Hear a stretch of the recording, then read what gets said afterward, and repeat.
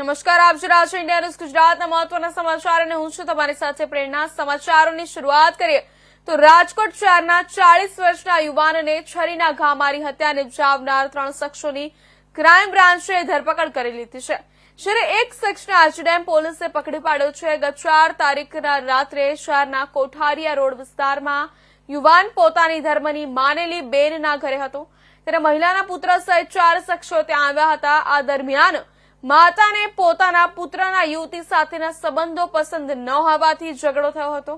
જોકે આ દરમિયાન વચ્ચે પડેલા 40 વર્ષીય યુવાન ભાવેશને 4 શખ્સોએ છરીના ઘા મારી હત્યા નિપજાવી હતી। આ તકે સમગ્ર બાબતે રાજકોટ ક્રાઇમ બ્રાન્ચના એસીપી ભરત બસિયાએ જણાવ્યું હતું કે તારીખ 4 ઓગસ્ટના આજીડેમ પોલીસ સ્ટેશન વિસ્તારમાં કોઠારીયા રોડ ઉપર સેલિબ્રેશન પાર્ટી પ્લોટની સામે ભાવેશ વ્યાસને છરીના ઘા મારી દીધા હતા, જે બાદ તેને હોસ્પિટલમાં સારવાર માટે ખસેડવામાં આવ્યા હતા, પરંતુ સારવાર દરમિયાન તેમનું મૃત્યુ નિપજ્યું હતું, જેને લઈને આજીડેમ પોલીસ મથકમાં ભારતીય ન્યાય સંહિતાની કલમ 103 તથા જીપી એક્ટ મુજબ ગુનો દાખલ કરવામાં આવ્યો હતો। જે બનાવ બાદ રાજકોટ ક્રાઇમ બ્રાન્ચની અલગ અલગ ટીમ હત્યા કરનારા 4 શખ્સોની શોધખોળમાં હતી।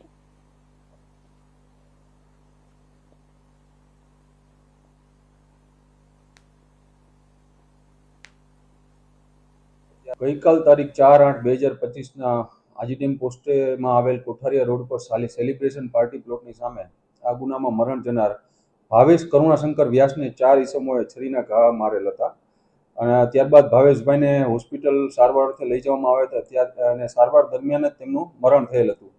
આના અનુસંધાને આજીડેમ પોસ્ટેમાં ભારતીય ન્યાય સંહિતાની કલમ 103(1), 352, 54 તથા જીપી એક્ટ 135(1) મુજબ ગુનો દાખલ કરેલ હતો। બનાવની ગંભીરતાને જોઈને રાજકોટ શહેર ક્રાઇમ બ્રાન્ચની અલગ અલગ ટીમો આ 4 આરોપીઓને શોધવા માટે પ્રયત્નશીલ હતી, જે દરમિયાન ટેકનિકલ સોર્સ તથા હ્યુમન ઇન્ટેલિજન્સની મદદથી આ ગુનાના 3 આરોપીઓને શોધવામાં સફળતા મળેલ છે। આ આરોપીઓના નામ છે ધ્રુવીન મુકેશભાઈ દુધરેજિયા, શ્વેતા દીપસિંહભાઈ ગોહેલ અને કૌશલ રાજેશભાઈ નિમાવત। હાલ આ 3 આરોપીઓને પકડીને આજીડેમ પોસ્ટે સોંપી ત્યાં વધુ તપાસ તજવીજ ચાલુમાં છે।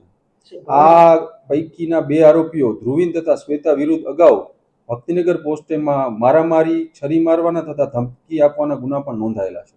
ગઈકાલ તારીખ 4/8/2025 સમાચાર